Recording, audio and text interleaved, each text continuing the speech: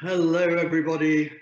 Welcome to the second episode of Viking.TV's Wine Wednesdays. I hope you enjoyed last week's episode with Konstantin Guntram, a very, very old family from Germany, but maybe a little bit nouveau compared to the family we have today, which is about 200 or 300 years older.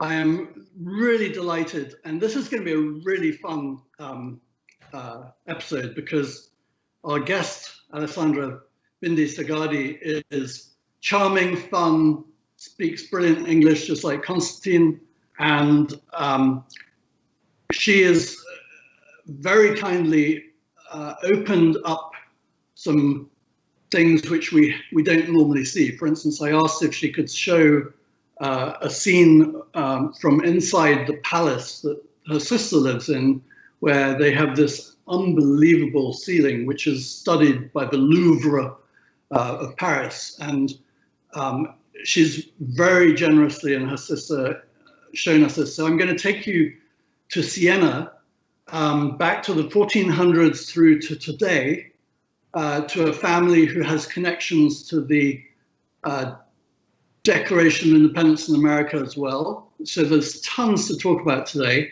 And without further ado, I'm going to ask Alessandra Bindi Sergardi to join us right now. Hi, Alessandra. Hello, Bartholomew. How are you? Very well, and thank you. And thank you, Viking.TV. It is a pleasure to be with you this evening. Have you ever been on a cruise? I have, but not on Viking yet. So really, I haven't. You've got to always save the best till last, because otherwise you'd never go back to the others. So hopefully one day you'll be on one of these ships, and certainly I think your wines might get there before you. So Serge Hochard once rang me from the Antarctic, and I said, "What are you doing there?" And he said, "Well, my wine was here last year, and I don't want to go anywhere my wine hasn't been." So I'm sure you're the same. Your family goes back so far. In a second, we're going to show a video, but I just want to introduce you. Can you just, no, let's show the video right now. Let's show the video. It's beautiful.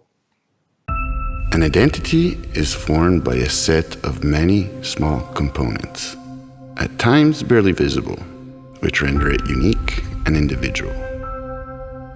But every identity is also determined by where and how we live, whom we meet,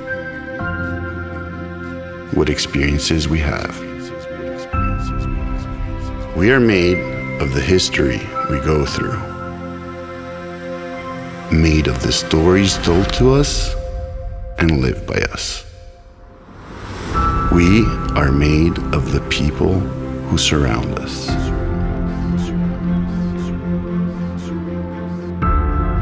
We are made of the places in our life.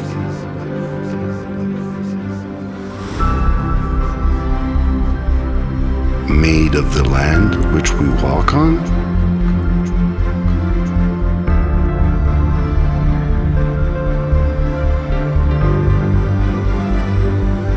Which we work every day with love and dedication.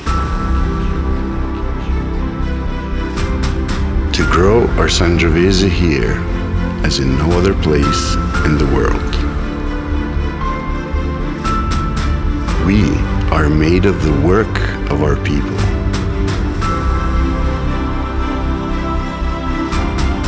Made of the knowledge of our specialists. Continuous evolution inside excellence. We are made of the objectives we achieve. We are audacity. We are integrity. We are authenticity.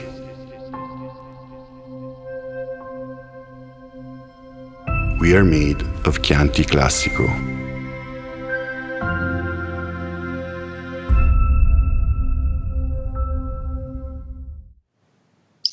So, Alessandra, can I just take you back 700 years to the year 1430, when Giovanni, one of your ancestors, Giovanni, was made well, Siena was a republic back then, if I'm not wrong, and Giovanni Bindi was made a noble for having won a battle with his private army. Can you just explain that? Yes, that is correct. Back then, Siena, together with Venice, was one of the most ancient republics of Italy. And back then, they were always fighting, of course, with neighbors. One was Florence, but another one was Arezzo. And Giovanni Bindi had his own private army and defeated the attack from the Aretini. And that, of course, made him a very important person back then. He moved to Siena, and that's where the Bindi and the Sergardi family got together. Because they didn't have children. Okay, yes. Caledonia Sergardi married Bindi. They didn't have children and decided to adopt Francesco's son, Francesco Sergardi's son. And she said, I will give you all the money of my husband and of my family, but you have to carry also the Bindi name. So that's how the Bindi Sergardi family began. It's fantastic. Let's see the first slide, because you've been in around for over 700 years. I think there's Gelasio Melides from Portugal who sent in a question already saying, is the Sergardi winery in the hands of the family for more than 40 years? Well, how many years exactly have you been making wine? It's almost 700 years. Our family has been living and loving the land of Siena since the 1300s, as we were saying. So yes, more than 40 years. We're lucky enough to now being at the 23rd generation with myself, 22nd with my father, and 24th with my daughter and my nephews and nieces. Superb. I love that. So actually, your winery is even older than Antinori. Everyone in America will know Antinori Winery and Frescobaldi Winery as two very old wineries. But you actually, I was living in Toronto in the 1980s when we celebrated Antinori's 600th anniversary. But I think you're at least 70 years older, or how much older? Yes, we are a bit older as a family, at least as from the records we have. So we're very proud to have such a long history, and so much history with agriculture and with winemaking, of course. Just to give you an idea where we are settled in Siena, which we are very close to Antinori, which are in Florence. We're 1 hour south of Florence and 2 hours north of Rome. So we are in the heart of Tuscany, in the center of Italy. I think we have a wonderful dog wanting to, the dog wants to be part of our conversation. I understand. Sorry, the postman came. I can turn off my email so it don't ping, but I can't control the dog. But you have lots of dogs at yes. in, so I know you appreciate that. Love dogs. And yeah, when I was on a Viking cruise, they actually had dogs on board, so that was pretty impressive. They have an area where the dogs can go to the bathroom, which is fantastic. Marina Hagen actually brought her dog. So just, I mean, just going back to this ancient family, someone once said, I don't know if they were tongue-in-cheek or if it was true, but you know, the Antinori's have the Marchesi title, and I think I asked why you don't have titles, and I think the answer was that your family was there before the titles were invented. Well, it's true, because Siena was a republic, so there were no titles. The only title you could have was noble or patrizio, and that's actually the title that the Bindi Sergardi family has, patrizio. They have been governors of the city of Siena in 1400 and 1500.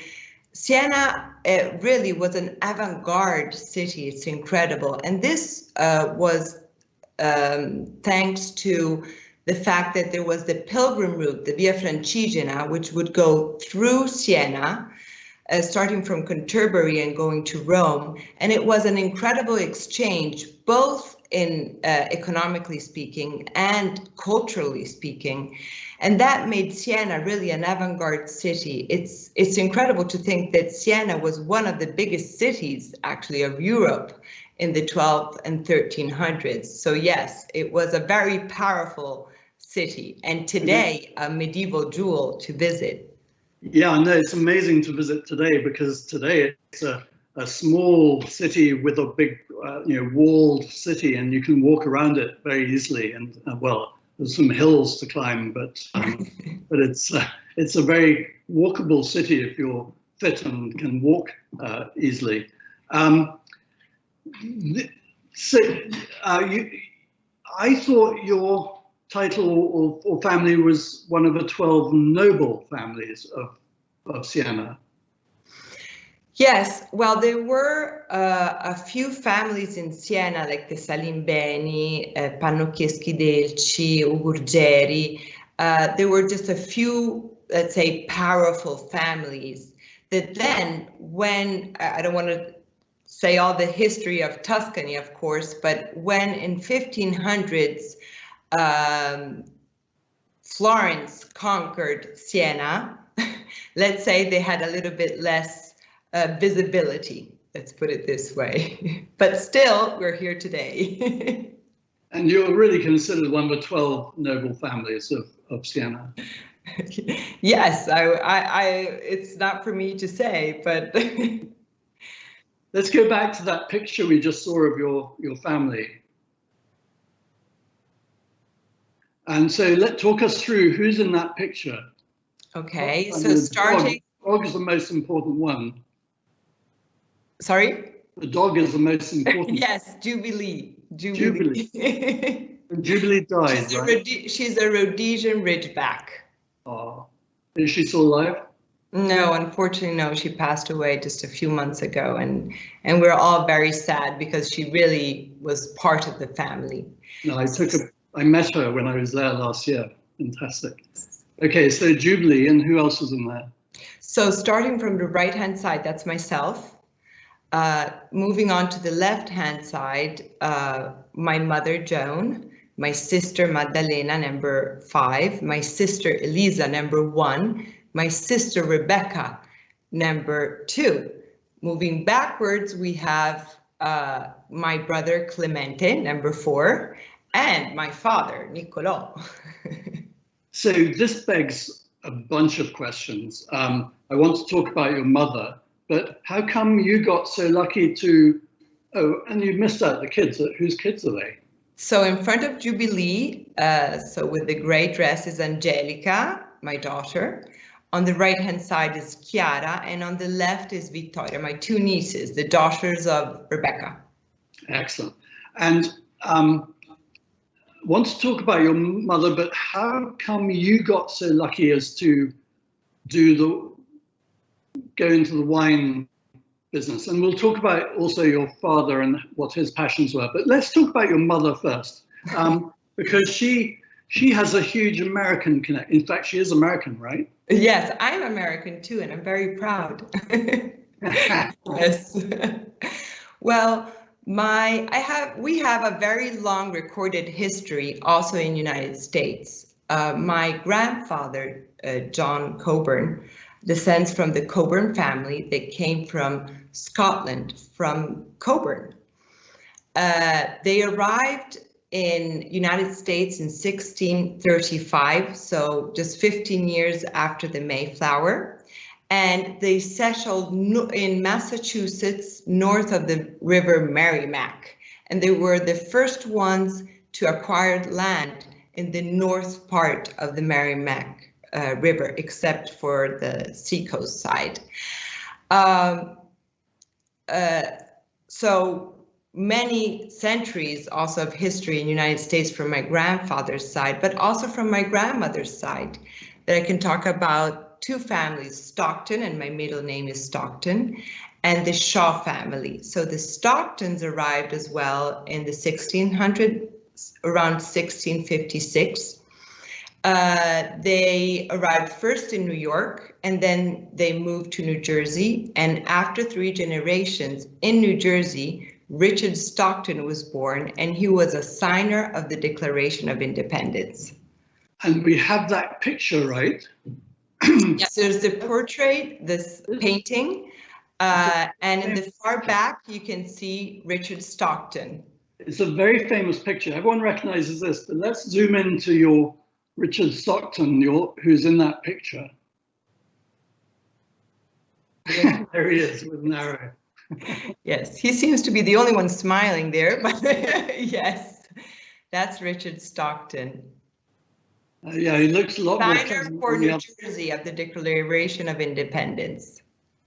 And you know, immediately after this, they all did something fantastic. They toasted the event with Madeira. They drank Madeira. That was the biggest selling wine in America back then. Everyone drank Madeira. And I was saying about my mother's side, there's also the Shaw family.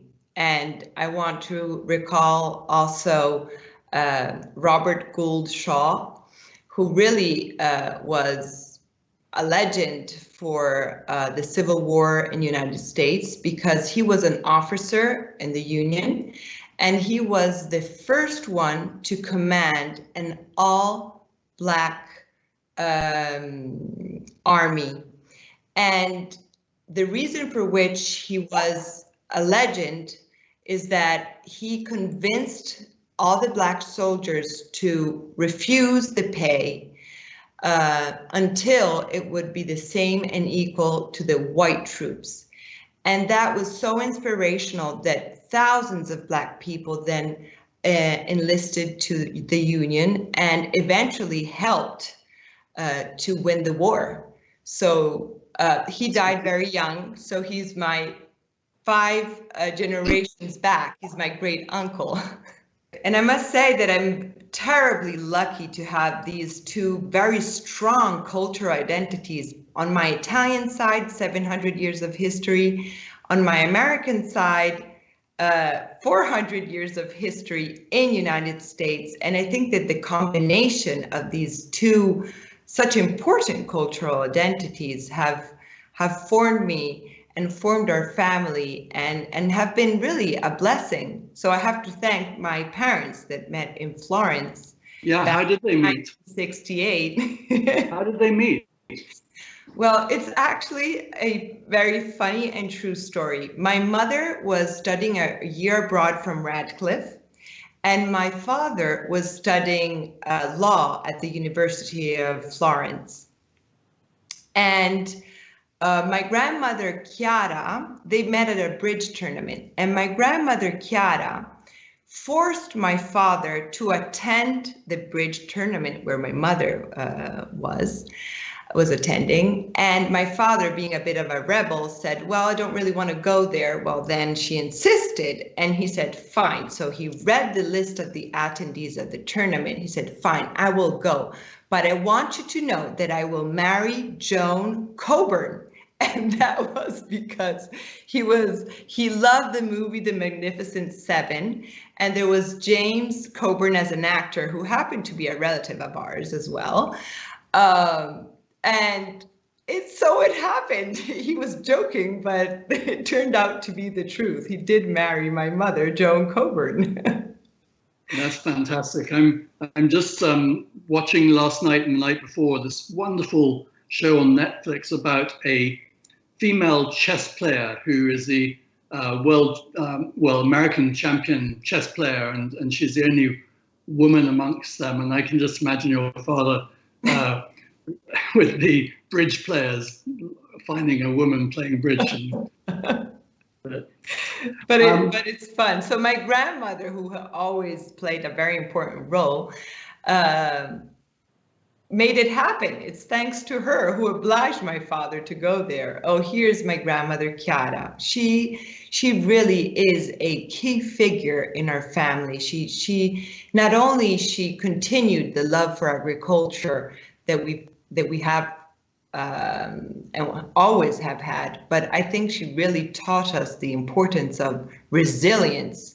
And it's thanks to her that today we still have our properties and our wineries.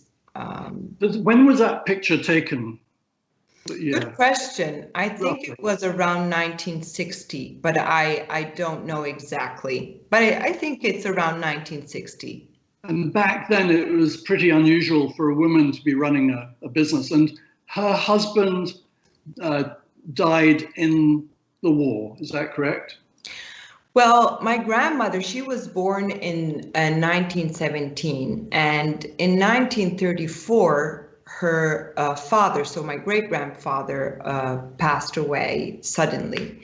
4 years later, she married my grandfather, Alessandro, so that was 1939, but unfortunately, 1 year after the birth of my father, Niccolò, so in 1942, he left for Russia for World War II. And unfortunately, he never came back. He was a prisoner in Russia. So my grandmother, without her father and without her husband, she was alone, a woman in Italy in 1940s during World War. After that, communism arrived. She was an incredible woman. She had an incredible determination, very avant-garde. As you said, women weren't really, it wasn't proper for them to work. I don't know how to say that, but she didn't care a bit. And she was the first one to get a driving license in Siena. She was so avant-garde, I would define her. And still today, the few people that are still alive that had the opportunity of working with her just tell us all these wonderful stories of how great she was really. And it's thanks to her that we still have what we have today. And then of course my father has been another key figure to continue agriculture, to continue. He increased a lot the vines that we have. He invested in agriculture a lot, and mechanization arrived with him. Even though I must say he has another passion in his life, which are horses, as you know. Yes, horses. But land, he's like Rossella O'Hara. He could eat the land. Before we get to that, I just want to say that a lot of people will say, well, you know, this incredible family, which is older than Antinori, why don't we know about them? And there's a really good reason. Well, your grandfather was killed during the Second World War, and your father had this passion for vines and passion for horses, but he was not interested in the selling of wine. So he made the wines, he grew the wines, and he sold the wine to, I think, people like Antinori and Frescobaldi. Correct me if I'm wrong. No. You must tell me who they sold to. But he was, so he, during the time when the Americans were really waking up to wine, which was in this, well, they were starting to make great wines in the 60s and 70s, but really the revolution of wine, I'd say, started in the late 70s and 80s.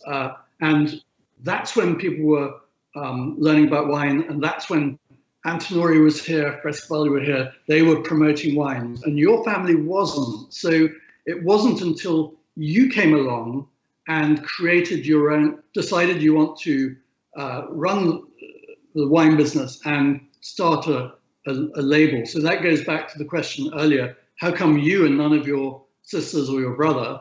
How come it's you? And what year did you start the label? And it's I think it's roughly around the same time I started my wine importing company, around 96, something like that. I joined the company a bit later than that, and I joined in 2005, but the reason for which I joined in 2005 has to do a bit with our family rules that I have to, today I'm very thankful about them. Maybe not back then, but today I am. And my passion for wine, to say the truth, this is what happened. My mother, being American, not only she didn't force us to work in the family business, she forced us out of her house. So she said, you have to leave. You have to go and find your passion. You have to know what you want. And the only way to know that is to leave the house and walk with your own legs. And so that happened when all of us turned 18 after high school. So I went to Florence. I studied business economics. And after that, I followed the family rule, which was working at least 3 years out of the family business. And the first company to answer my CV was Antinori. So that's where I discovered my love for the wine world. Of course, I've always loved nature. Of course, I've always loved wine. But I really had the opportunity of saying, this is my world. This is what I really love doing. What made you start your own label instead of just growing the grapes and selling the wine? I was saying that after my experience at Antinori, I knew that wine was just my calling. And during the years, in this 15 years that I've been working in our family business, I just realized that I'm doing the thing I love the most. I do what I love with the people I love, because I have the opportunity of working with my mother and with my father. So this is, and with my family, I think this is something I really feel gratitude for. And why starting our own label? Because I wanted our land and our wineries to be appreciated. Label, having it under other people's label. And I wanted to give a voice to our wineries, to all the sacrifices, let's say, that my grandmother did. I really have a sense of belonging. I have deep roots in our wineries. And I want these deep roots to give fruit that everybody can enjoy, knowing that they come from Muceni, I Colli, and Marcianella, our estates. I haven't asked you this, but who designed your labels? You can see them maybe behind me. They are the most spectacular labels in the wine business, I think. They are all beautiful. Thank you. Well, I think that the key has been that we made them.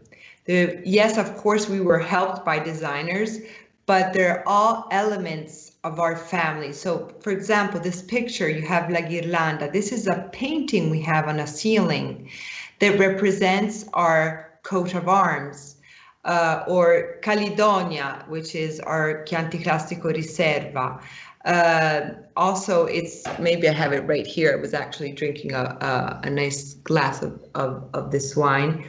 It's, again, a geographical representation of our coat of arms. So it's our family that goes into the bottle. And I think this energy, the fact that the history is there just comes out of the label. Yeah. And you can see my husband helped us design the labels, and he's not a designer. He's not in the design business, but I think he also has a family that goes back in time, and maybe he just had that sense of history and of art that helped. Indeed, in fact, in your husband's family, you have a pope. Which pope? Alexander the Seventh. Yes, Kiji, the Pope Kiji. Yes.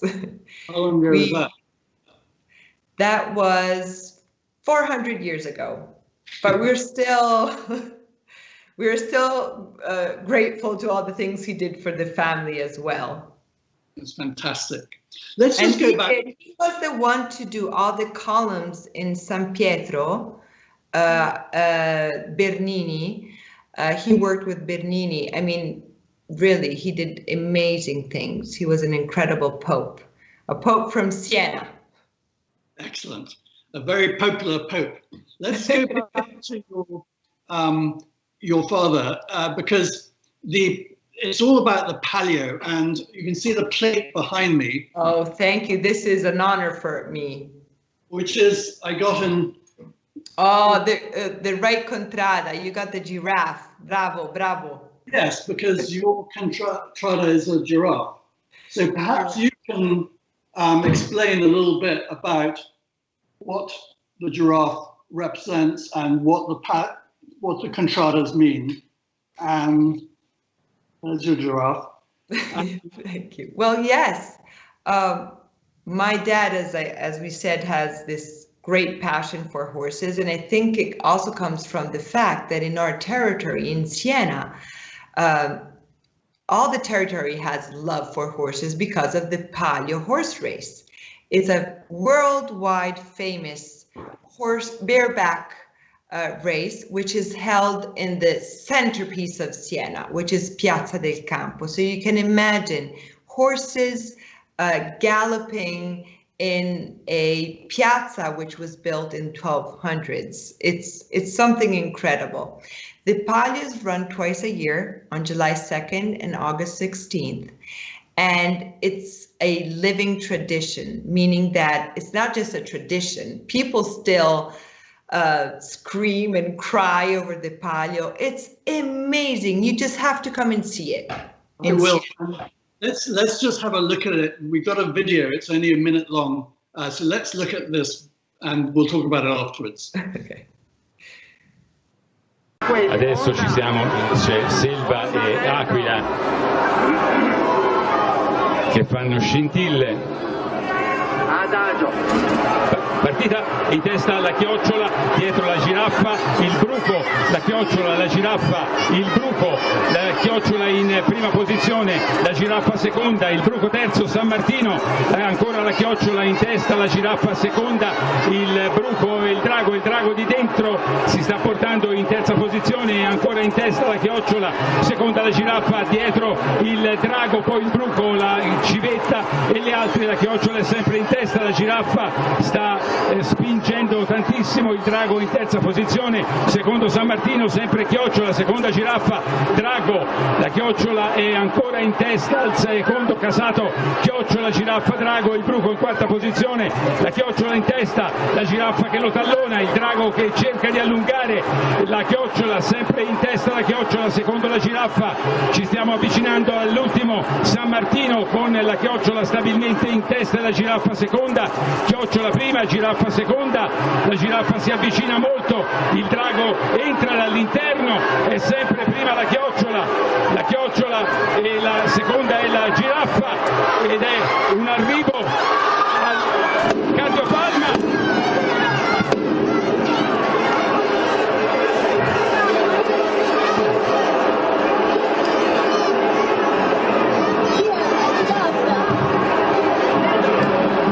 Arrivo al cardiopalma, ha vinto la giraffa, l'ha superato al... I wish everyone could have heard you, Alessandra, whilst that race was happening, because your horse was in second place the whole way around, the red and white person, right until the very end when it just pipped the other one at the post, and you were egging it on and cheering and so excited. And you've probably seen. I was still cheering now. Go, go, go, as if I didn't know. Probably seen it 100 times. But it's emotions are one of those few things you can't really control. And Palio, it's all about emotions. People live in the contrada. So my contrada is giraffe, and Siena, the city, is divided in 17 contradas, which are districts. So everybody belongs to a specific district, hence a contrada. And you are born in, well, now you're born in the hospital, but till 50 years ago, people were born in their houses. So wherever you were born, that was your contrada, and that was your contrada for life. And what's incredible about the Palio, I think, is this social system that the contrada have created, meaning that there's an incredible control of every district from the people living in that district that makes Siena a very safe and self-controlled city. So it's a place to visit for sure, but it's incredible how people work for free for the contrada. Oh, here's Siena, here's Siena. So on your right-hand side, you have the Duomo, so the Cathedral of Siena. Yeah. Which is beautiful. It was supposed to be one of the biggest cathedrals of Italy. Then the plague came, and unfortunately that had to be reduced in size, but still it's one of the most beautiful cathedrals in Italy for sure. And on the left hand side you can see the Torre del Mangia, which is the tower right inside the Piazza del Campo, so it's the city hall. And you can see it now. Why? Taking a look at that picture, you can understand why Siena today is it's part of the UNESCO site, which is the World Heritage, because it's as if time had stopped in 1500s. It's incredible. Oh, here's Piazza del Campo.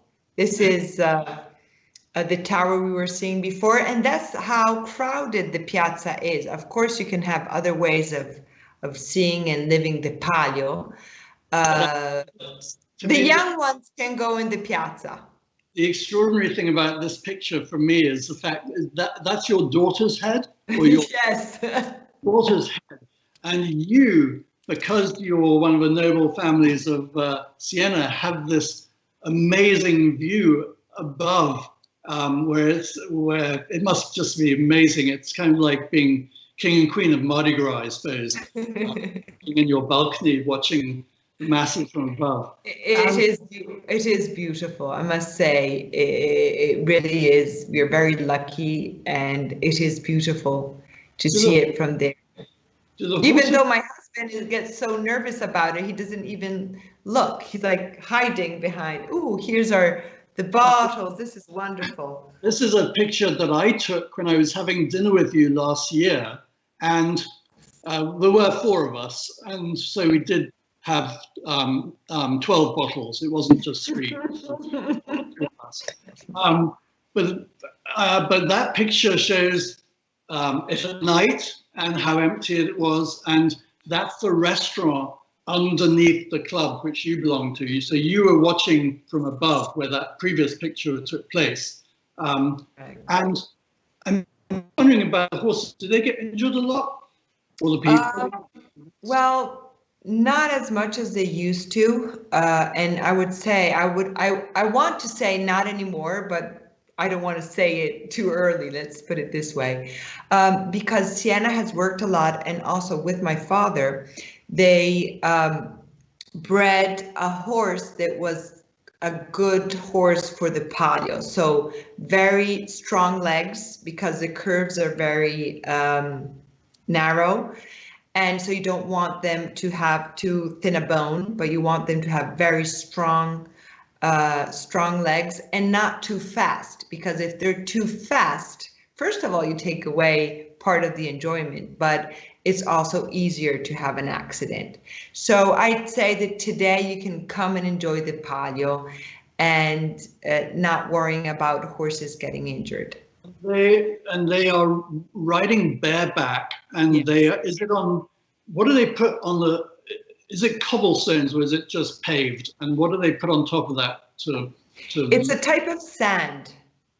It's a type of sand which is typical of Siena, and it's called, the color is the yellow of Siena because of the land.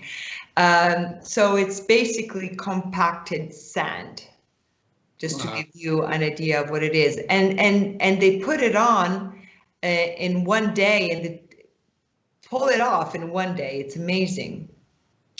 Amazing.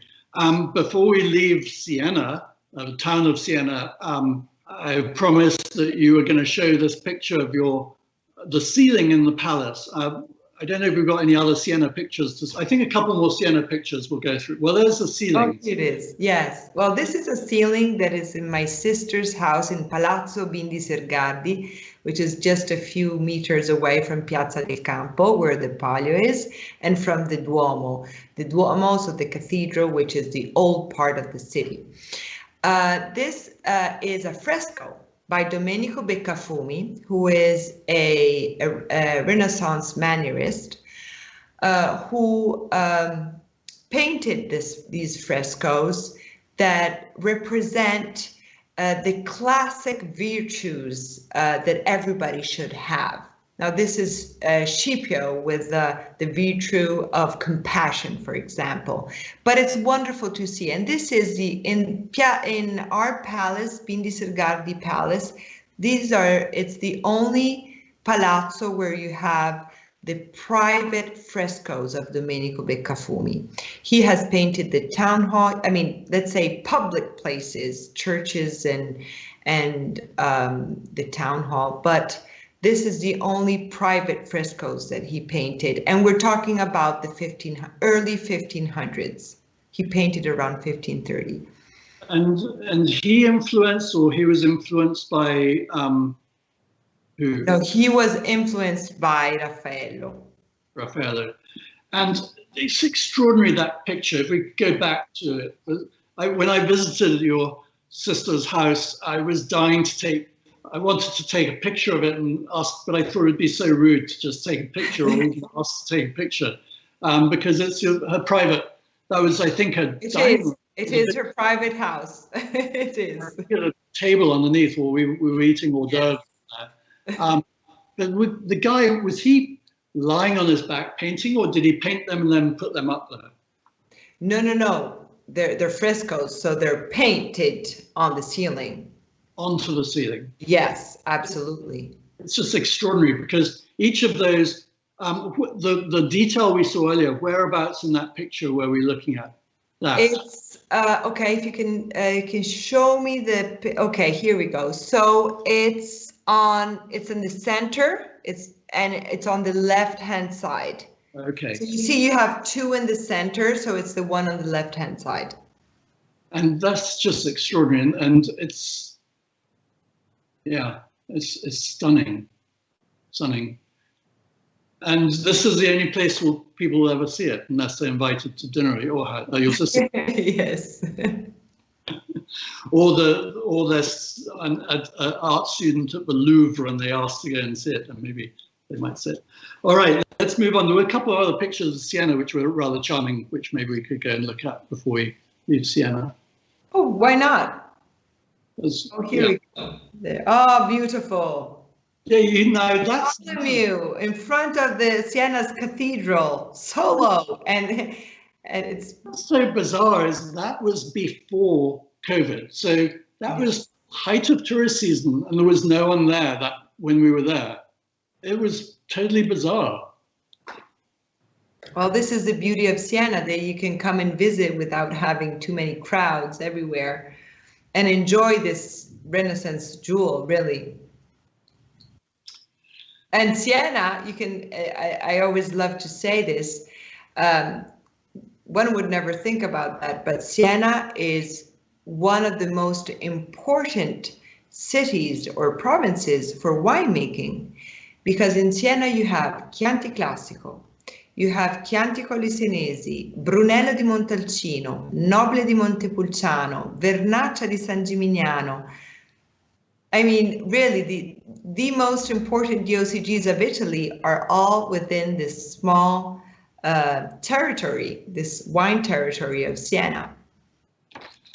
I was brushing up on my knowledge last night, reading the Atlas, Hugh Johnson's Atlas, Hugh Johnson, Jancis Robinson's 7th edition, and it's fascinating to talk about, to read about that. And I was surprised that there were so many different regions within. So I was really glad you just brought that up. Many appellations, yeah, all here. Most important, we need to taste some wine. Yes. You're gonna show us 3 wines today. I think you have some pictures of the estates they come from, but can you just talk a little bit about Sangiovese and the other varieties? Obviously, when in the the 60s or 70s, when Antinori started Tignanello and then Solaya, and actually he also started Sassicaia, even though it belonged to his cousin. He was initially, I launched Sassicaia in Canada in the early 80s. But these were sort of super Tuscans, which are now IGVs. Can you take us through that progress? And initially, Chianti was a mixture of Sangiovese and some white grapes, and I don't think they're using white grapes at all anymore, or only in the basic Chianti. Maybe just tell us a little bit about that. Sure. So Chianti Classico is in the 60s, in the 50s, in the 60s, was also known as the wine with the fiasco. So it was known more for table wine more than anything else. And you're perfectly right that at that time you could blend it with white grapes. So yes, there was Sangiovese, but also white grapes varietals. During the years, let's say that Chianti Classico has modified its appellation, the way of making wine, with this incredible land that can express an incredible quality. And yes, Antinori started off by bottling a wine that had also international grape varietals. And that made our land famous, meaning, wow, they were called super Tuscans, like super wines coming from Tuscany, which were not Chianti Classico. I think that this period of time has come, I don't want to say to an end, but the good effect that they had is now evident, meaning that that has spurred everybody to work in quality and work with Sangiovese grapes, no longer with white grapes. This is how Chianti Classico is produced today, with this incredible grape varietal, which is Sangiovese, that expresses itself in Tuscany like no other place in the world. So I think that today, Chianti Classico is mainly the expression of its indigenous grape varietal, which is Sangiovese. Okay, good. You've answered one of the questions. Ona from San Diego asked about Super Tuscans and how they got their name and what they are. I think you've more or less answered that one. Let's look at the first of your. So you have 3 wines. You have Moceni, you have Marcianella and Di Colli. So the 3 estates, and this is it's incredible how Sangiovese grapes, because all of our wines are Sangiovese grape based mainly, and it's incredible how you can sense the differences in the 3 estates. Now this is Moceni. I see in the picture Moceni. This is where I live. We are in the center of, in the south part, let's say, of Chianti Classico area of production. We're very close to the Vagliali village, which is just north of Siena. And Moceni wines have an incredible identity. And you can see now from this picture, this pyramid we have, which is made of the stones that we're taking out of the soils where we grow our vines. This is how stony the land of Moceni is, and this is what makes our wines, let's say, unique from Moceni, meaning they have a very clear identity given from the land, given from the altitude, because we are 1,600 feet high in altitude, and given also by the exposure of the vineyards that form an amphitheater that is facing south. Moceni wines are cru wines. They come from a single vineyard, and they are only produced in the vintages where we reach the quality that we're supposed to reach at Moceni. Just going back to that pyramid,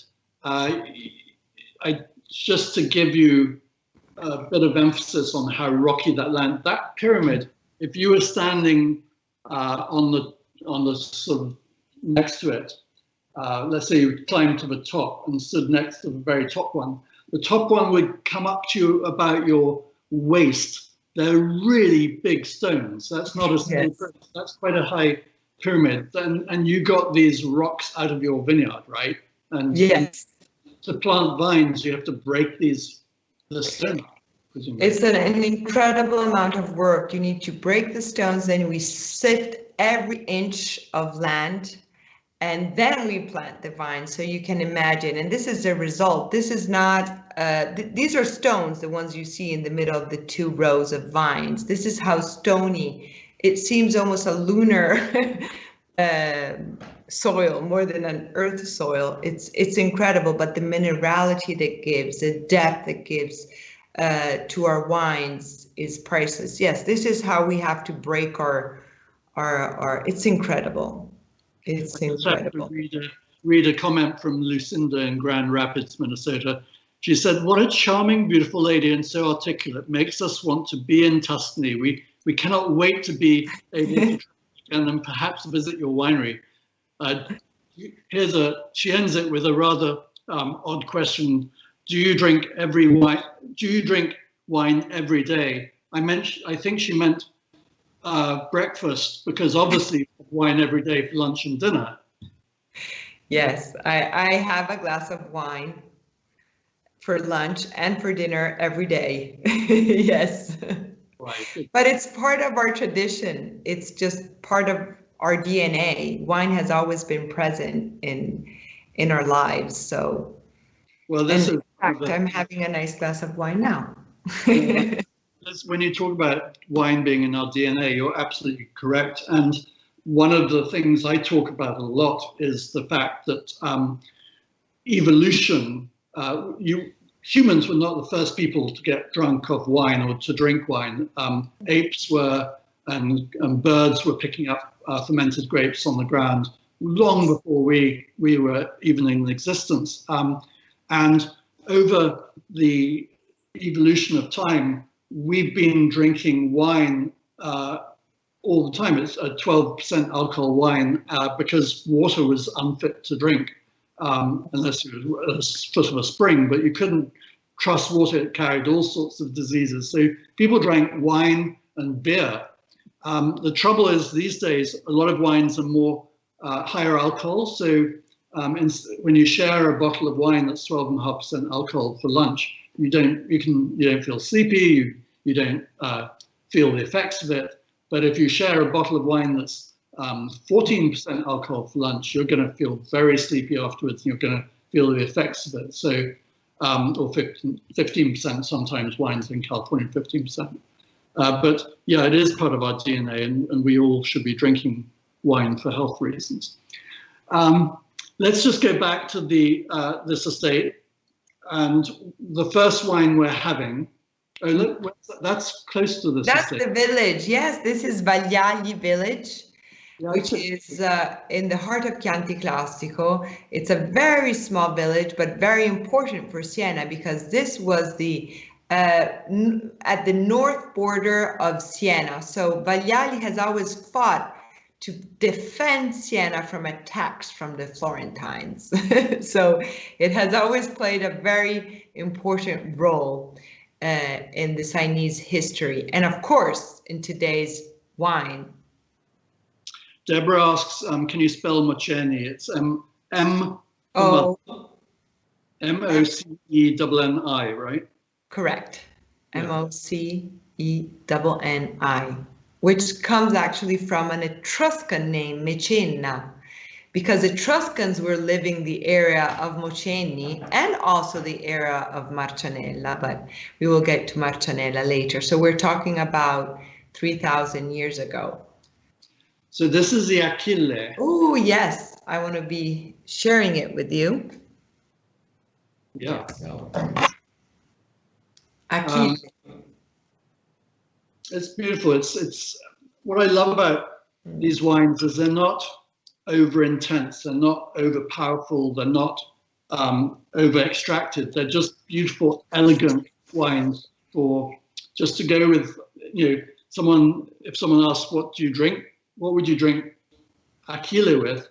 I'd say anything I have at home for dinner, unless it's a very light white fish, but pasta, pizza, steak, roast beef, ossobuco, just anything you can think of, risotto. It's a wine that goes with practically anything, chicken even, pork. Achille, yes, of course, with all the Mediterranean cuisine. So as you just said, pasta and meat, but this is, I just want to show the label of Achille. Let's see if I do it right. There we go. There, this is Achille, which is an IGT coming from our I Colli estate. And it's 100% Sangiovese. And just repeat for people what IGT, why it's an IGT. Okay, so it's Indicazione Geografica Tipica,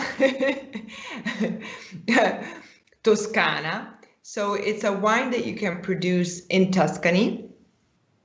And it's not part of the appellation of Chianti Classico or Chianti or other appellation, but it's an IGT. So let's say you have less restriction, you can decide the grape varietal you want, but we decided to keep the Sangiovese as our grape varietal because this is the grape that really truly represents our history and our territory.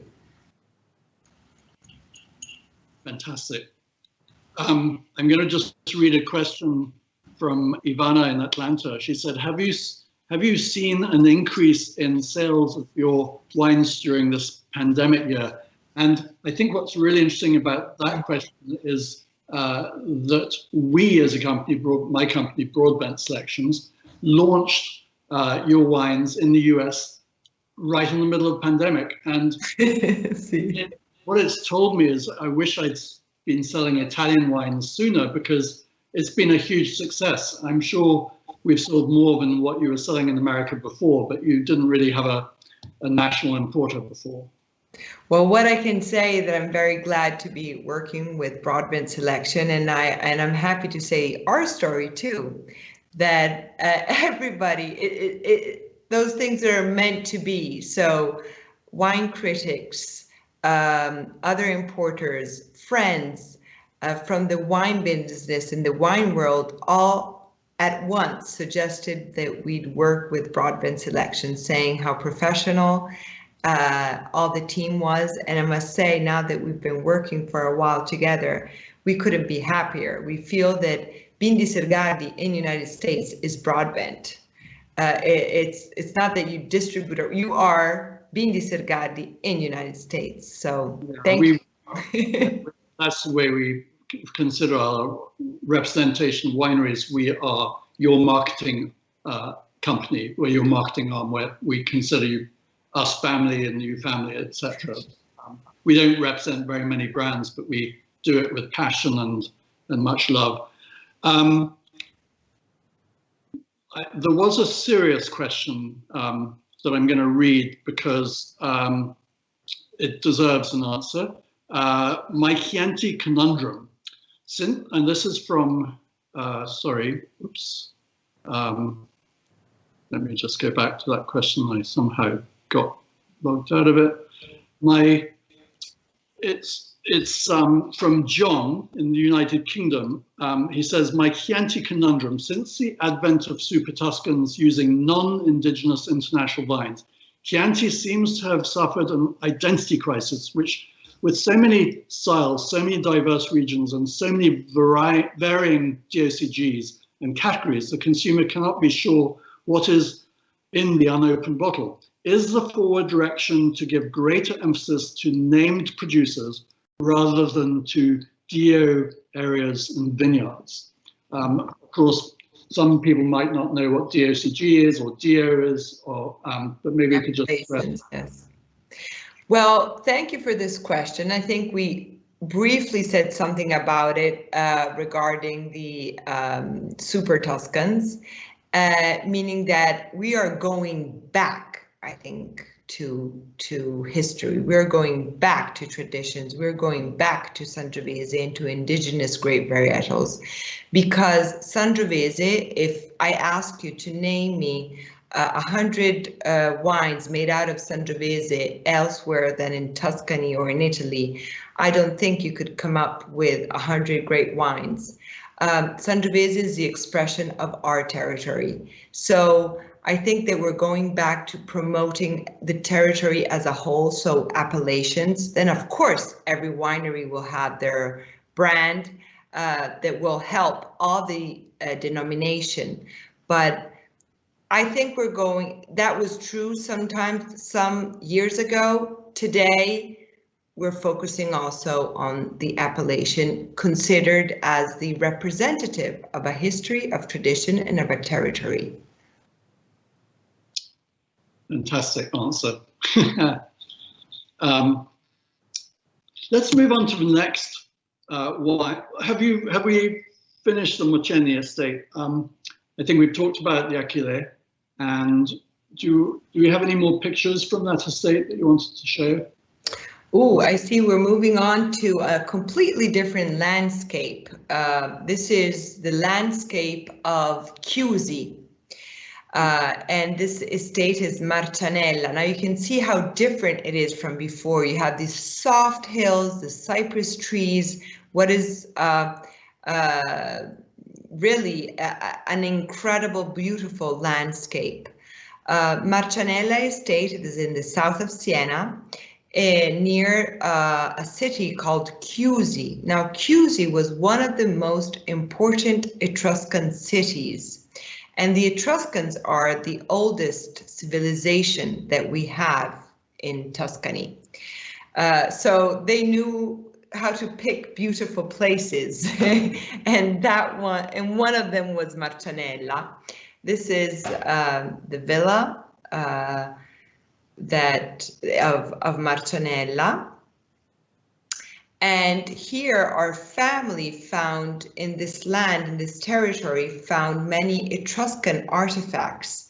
And it's quite interesting because our collection, our family collection of Etruscan artifacts was sold right after the Union of Italy in 1860. Was sold to the Italian government, and the Italian government gave it to Sicily in order to, how can I say, as a symbol of the union between north and south of Italy. Here you can see the Cathedral of Chiusi on your right-hand side, and this is the little piazza you have in this, again, another beautiful Tuscan village that I can't wait to see full of people after this COVID situation is over. So so the wine we're going to have to pair with those pictures is the... No, we are not pairing it this evening because we actually are drinking, even later we're drinking Ghirlanda in Caledonia from Moceni, but it was nice to show the three estates. Yes. Give a sense of place and landscape of Tuscany and of Siena. So you live in one estate, your parents live in another, and who's in the third one? Nobody yet. I hope my sister Maddalena, number 5, will soon come and live there. But for now, Marcianella, nobody lives there. In fact, even in the picture, there was the shutters down. But we can't wait to give a new life to Marcianella. And here's I Colli. I Colli, this is the house where I grew up and where my parents live. This is actually a little hamlet that was built in late 1400s from the Bindi Sergardi family and has been passed on from one generation to the other till today. Really, I said I Colli represents, here you can see a bit better, the soul of the history of the family, and Achille is produced in the land of I Colli that has the land really divided between 2 important appellations, Chianti and Chianti Classico. You have a road that divides the land of I Colli. On one side there's Chianti Classico and on the other side there's Chianti. I think we have a map, don't we? Of so is this road, that's what you're talking about there, that road? La Chiantigiana. La Chiantigiana is the road that divides the lands of I Colli between Chianti and Chianti Classico.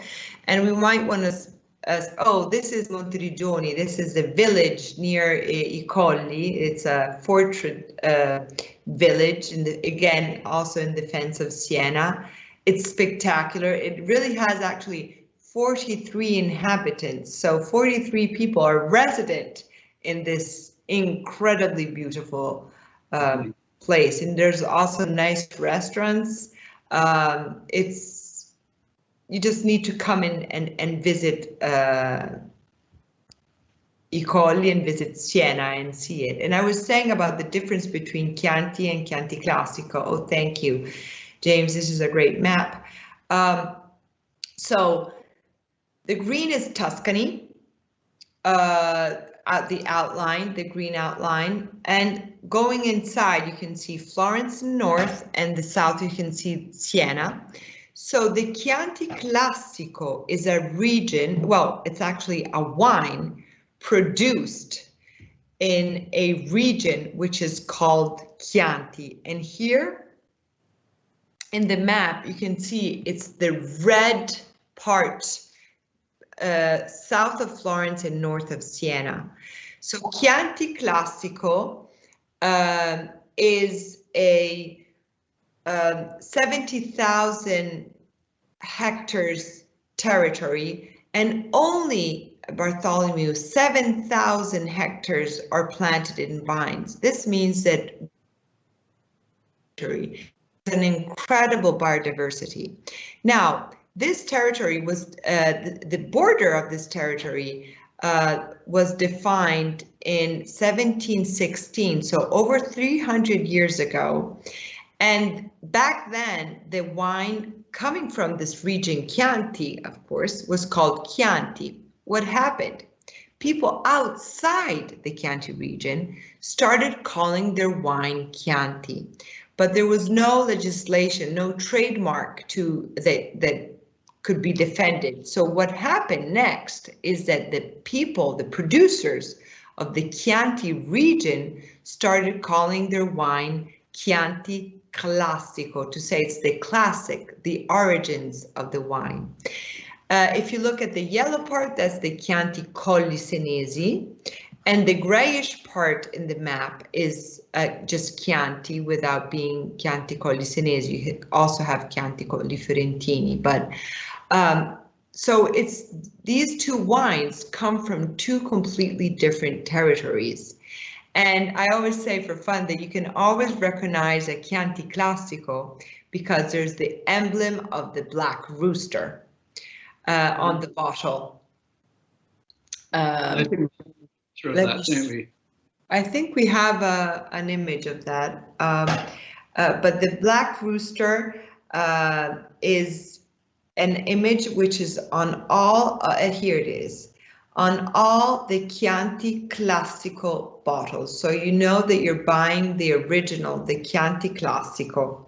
You see, from 1716, that's when the territory was, the first time the territory was defined.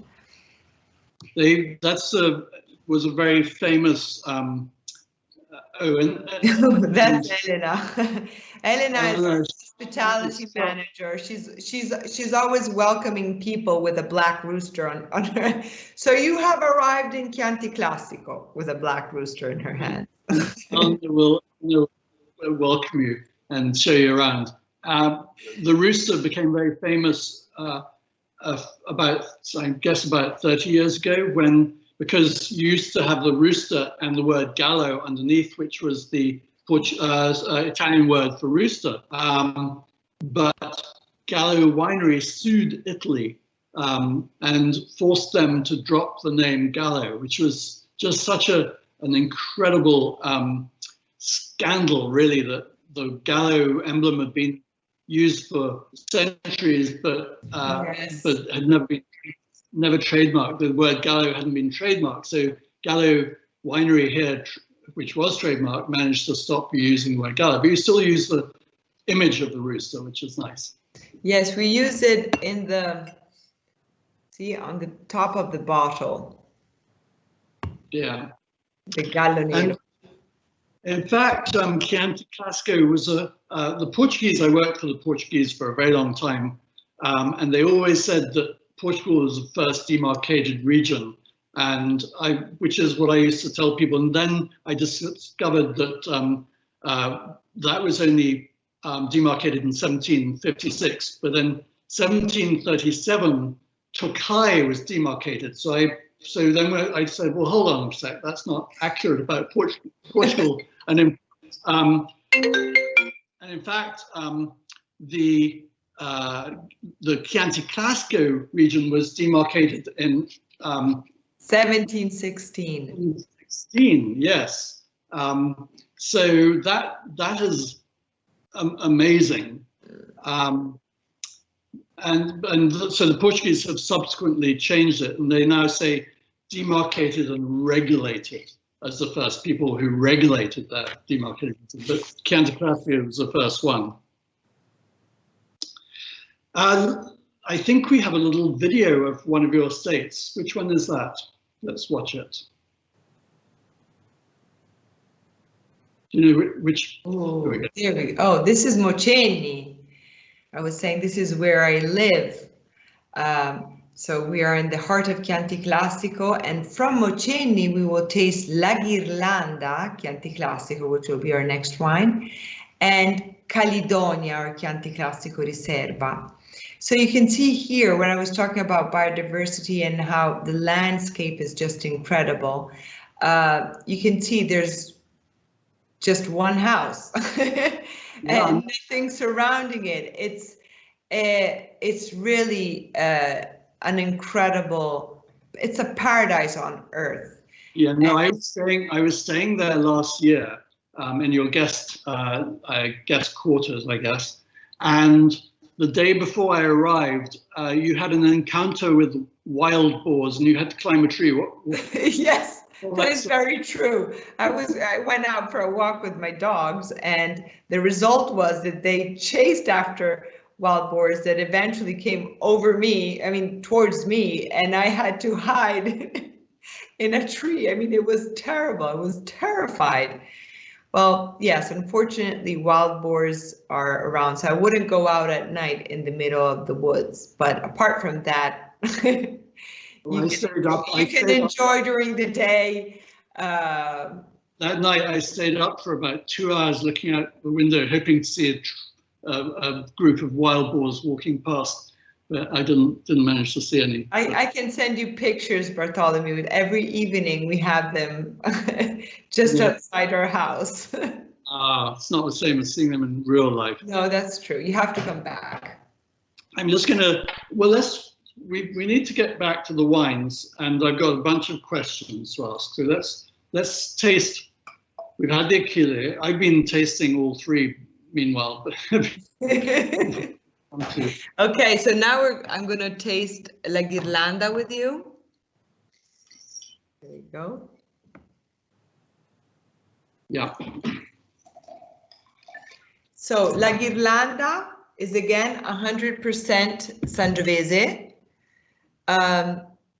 coming from Oceni, so from the soil you were seeing before, so this very stony soil, and the elegance and the how can I say, authenticity of this wine. You can say immediately in a blind tasting, this is Chianti Classico. Why? What makes it that distinctive? You can just sense it's so terroir oriented. Sometimes you taste some Merlot, some Cabernet, and they could be of any part of the world.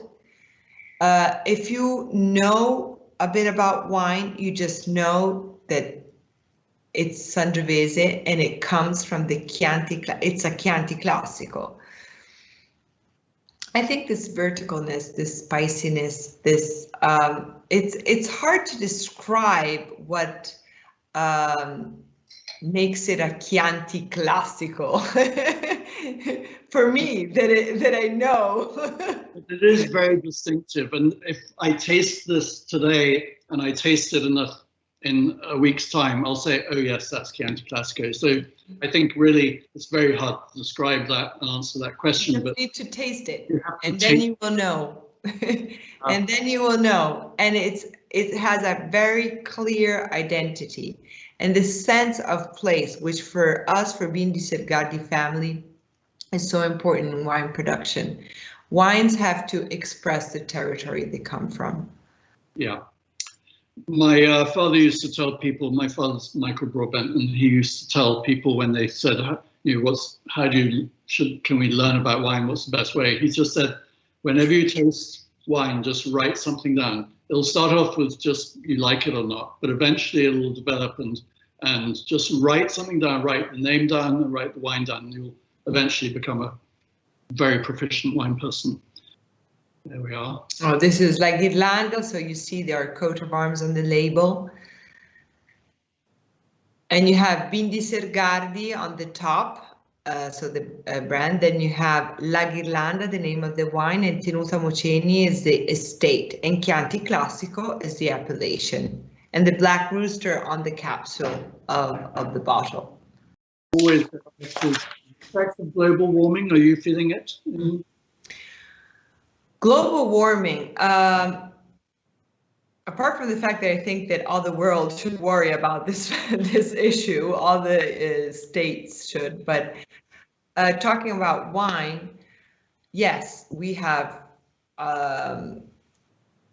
climate has changed. There's no doubt on that. And the consequences that we have faced is, first of all, we harvest much earlier, about 2 weeks prior than what we used to.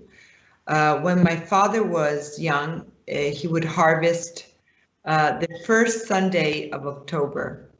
Now we start the harvest around September 20th. So that's a lot of difference. Of course, it's not only the climate changed, but we have to consider that the Sangiovese clones have changed. So they mature a bit earlier than what they used to. Now, another consequence that I have seen is that all the wineries tend to plant their vines at higher altitudes. Well, for us, it's an advantage, meaning that we already have our vineyards that are planted at high altitudes. But this is another of the consequences that we see with global warming, that wineries are fetching for higher altitudes in order to compensate these higher temperatures. Yeah, your altitude at Moceni is like 5,000 feet or 1,600 feet. 1,600 feet. So it's 500 meters. Yes, sorry. was a bit confused. We've taken way longer than most people would want to be sitting. They probably need bathroom breaks and things like that. But let me just, people do ask questions, and I want to give them their due respect in reading some of the questions, because I really appreciate when people send questions. This one is unfair. I'm going to let it be to me, not to you. If you were not drinking your wine, you know that I make wine as well, Broadbent wines. If you were not drinking your wine, which would you be drinking for a special event and why? And I will just answer Bindi Sergardi. And I would answer Broadbent port. Oh, good answer. That was from Lowell Carmichael. There's another estate we haven't talked about yet, have we? We haven't talked about Caledonia. Yes, let's talk about that. And our new estate, you're perfectly right, Bartholomew, are the estate that we bought in Nobile di Montepulciano, but that's going to be a surprise for next Wine Wednesday. Now we are going to be tasting together Caledonia, which is our Chianti Classico Riserva. Mm-hmm. Again, 100% Sangiovese. And here, Bartholomew, you can have fun seeing how versatile the Sangiovese can be, going from an Achille, a very fresh expression, to a deeper expression in Ghirlanda, and now an explosion with Caledonia. And they're all Sangiovese, but it's the soil that changes. It's the soil that makes all the difference. And which one is the Galestro soil? Is that here or is? Galestro and Alberese are the two soils for Ghirlanda and Caledonia, so Mocenni.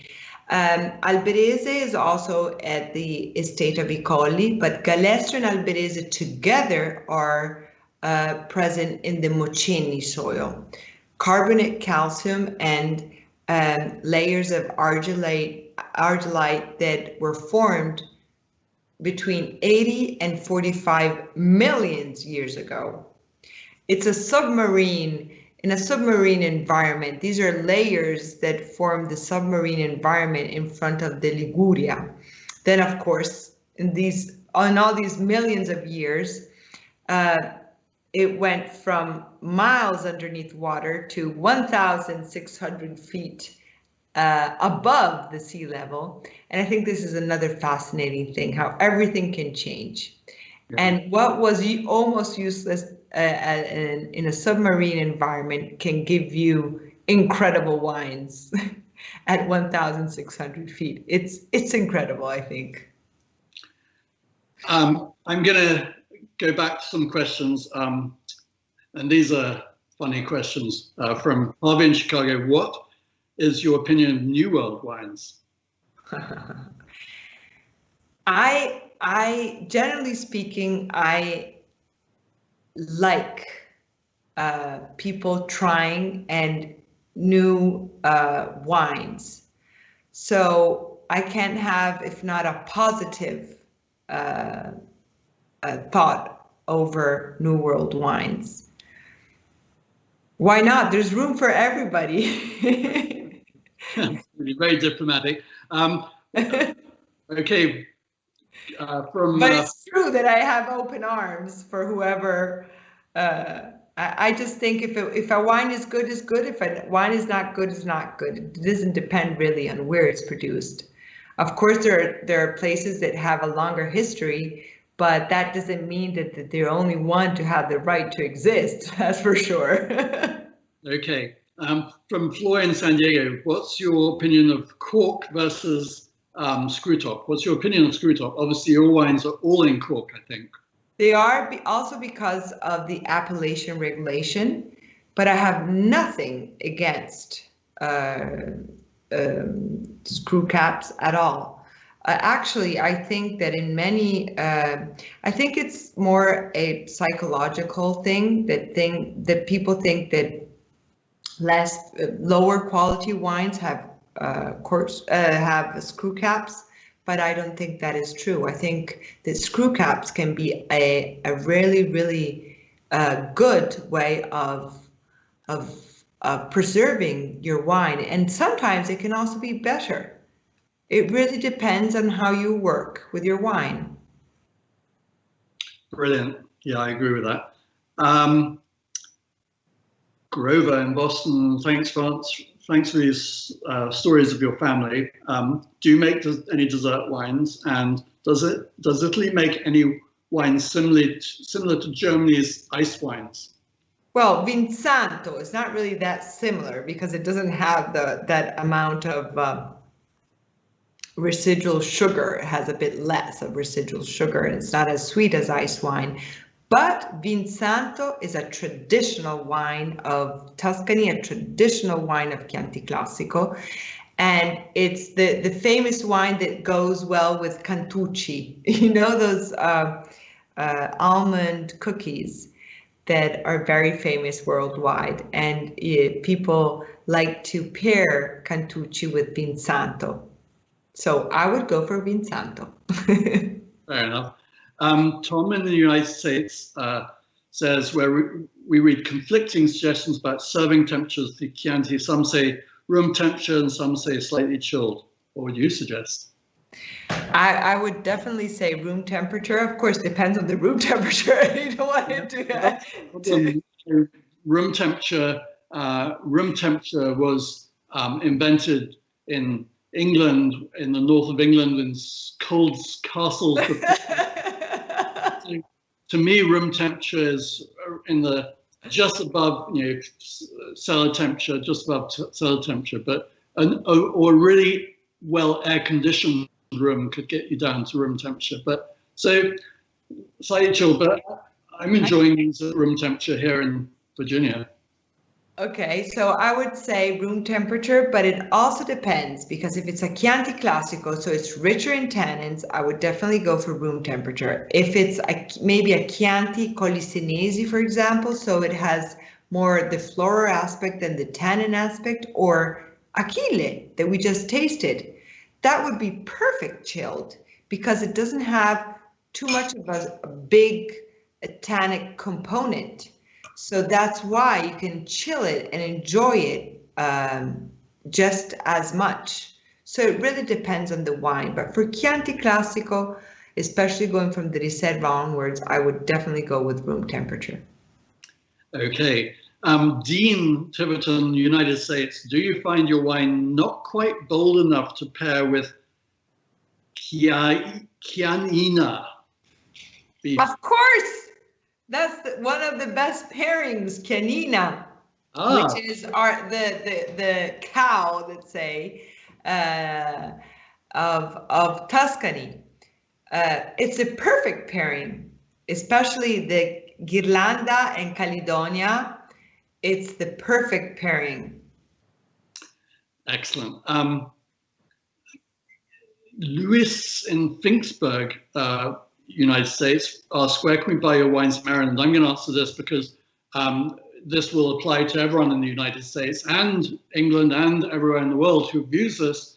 Probably the easiest way to find the wines is to go to winesearcher.com, and you can, if they don't have it in Maryland, someone nearby in nearby state will have it and probably be able to ship it to you. So just go to winesearcher.com. Augustine in Washington says, do you make any Prosecco? How would you compare Italian Prosecco to Spanish cavas and real French champagnes? I'm going to answer that. We don't produce Proseccos, that I can say. Just go and drink English sparkling wine. Gusbourne is a top one. Just go and buy Gusbourne, and in 2 episodes time you'll figure out why. But Cava, I think there's a lot of different types of qualities of Prosecco, right? Absolutely. There are. Caitlin in Oak Park said, please keep this going. This is so interesting. That was probably about an hour ago. She's probably gone by now. Linda in Philadelphia says, great programs. Are they available to view at a later date? I have been lucky enough to spend a week in this area, and Picture has great memories of your area. But yes, these shows are, this will be put online tomorrow, I believe. And so people can watch this from tomorrow onwards on the Viking.TV channel. So that's got through all the questions for the moment. Very good. Where are we on? We've tasted the 3 wines. And I remember we talked also about the fact that we can't wait to have people coming and visit our winery, and we showed the picture of Elena, that is ready with her black rooster in her hands to to welcome whoever wants to come and visit our territory. So if someone's on a beautiful Viking cruise and they're maybe starting off, I don't know, maybe they're starting off in Venice and they're going around and ending up in Rome, what's the best way to get to? Just rent a car and drive out there, or? That's a very good idea from Civitavecchia, which is one of the biggest ports near Rome. You could also take a train, but I think that taking a car, even because the Chianti Classico wine area of production requires a car, meaning that you just need to see the views, the landscape, live the territory. It's worthwhile just taking a car and spending at least 3 or 4 days in this region, because it's just amazing. Yeah, I mean, I remember driving around last year thinking, you know, if there weren't cars on the road, this could be from 100 years ago. In fact, there's a lovely picture. I don't think maybe I missed it. It was a lovely picture of from way back when, with a child in bare feet. I don't know, James, if you have that still available, but it is such an amazing place to visit. It's so stunningly beautiful. And I guess it's too far for daily excursions from any cruise lines. Here's the picture. Oh, yes. This is a picture of the harvest in around 1930s. And this is a kid that was harvesting. He has grapes in his hand, and look at his dad. He's also barefoot. Poverty was incredible back then in Italy. Thank goodness time have changed, and we are much better off. All Italy is much better off today. Yes, this is, but see, that's the Chianina we were talking about before, Bartholomew. So it appears. I think we had a technical glitch earlier and we sort of forgot to go back to that picture, but it's lovely. Yes, thank you for reminding us, because it tells you a lot of the history of our territory. Yeah. We could keep chatting for hours. I know we've done that, and hopefully we'll do it again. But poor people watching this probably saying, when are they going to end? We should. Back in England, they're probably onto their 3rd bottle of wine by now, and us last year. And where is that? This is us, the 2 of us in Siena, in Piazza del Monte. One of the most beautiful. Do you recognize that gentleman? Who, behind me? No. See, behind. To my right. You don't know me well enough if you're calling me a gentleman. But the beautiful lady on his left is a happy one. I remember that night because your father, you know, none of you had met me until I went to visit you there. Never met me in person, and you took me out to a restaurant, but your father saw me and said, if I'd known you'd had a tie, traveled with a tie, I would have taken you to my club. So I am going to have a tie every time I go back to Italy. Waiting for that moment. So what sort of importer you thought I was that wouldn't travel with a tie? Anyway, Alessandra, thank you so much for joining us today. It's been fantastic. If there's anything else you want to tell us about yourself and the property right now before we end, I'd love you to wrap it up and tell us anything else. No, I really want to thank you. I really want to thank you, Bartholomew, Broadbent team, and of course, Viking.TV for making this happen. I can't wait to go on a Viking cruise with our wines. Yeah, probably no one watched the credits to these shows, but James, who's been behind the scenes, dealing with a technical issue so superbly and calmly whilst I was panicking here.